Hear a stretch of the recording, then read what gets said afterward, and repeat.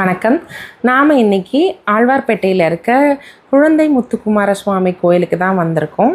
ஆமாங்க, நீங்கள் கேட்டது சரிதான். இந்த சாமி பேர் குழந்தை முத்துக்குமார சுவாமி தான். இந்த கோயிலுக்கு கும்பாபிஷேகம் ஆகி இன்னும் 48 நாள் கூட ஆகலைங்க.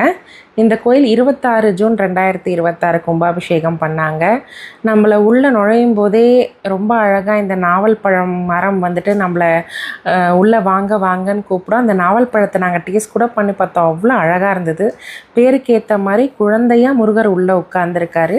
வள்ளி தேவசேனா சமேதரா அந்த 3 பேரும் சின்ன அழகான மூர்த்திகளாக தான் இருக்காங்க. ஆனால் அவங்களோட பக்தி, அந்த கதையை கேட்டால் அவ்வளோ பெரிய கதைங்க. விகே ராணிங்கிற ஒரு பெண் வந்துட்டு அவங்களுக்கு குழந்தை இல்லைங்கிறதுனால ரொம்ப நாளாக இந்த முருகர் சிலையை வச்சு வழிபட்டு இருக்காங்க. இந்த முருகர் சிலையை வச்சு வழிபட்டது மட்டும் இல்லாமல் பக்கத்தில் இருக்க சிவன், பார்வதி எல்லா சிலையும் அவங்க குடும்பத்து ஆளுங்க வழிபட்டதாக தான் அந்த கோயில் ஐயர் சொல்கிறாங்க. அந்த கோயிலில் இருக்கிற முருகர் இந்த அம்மாவுக்கு வந்துட்டு தன்னுடைய குழந்தையாக நினச்சி பாவிச்சு அந்த குழந்தைக்காக இவங்க 1000க்கும் மேற்பட்ட பொம்மைகளை வாங்கி கொடுத்ததா வரலாறு.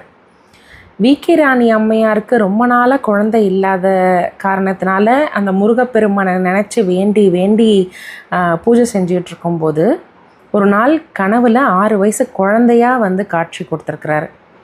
6 வயசு குழந்தையாக இந்த முருகப்பெருமான் காட்சி கொடுத்த போது நானே உனக்கு குழந்தையாக இருக்கேன் அம்மான்னு சொன்னதாகவும், அந்த காட்சி கொடுத்ததுக்கப்புறமா இங்கே அவங்க குழந்தையாக நினச்சி பாவித்து அந்த முருகப்பெருமானை வளர்த்ததாகவும் சொல்கிறாங்க.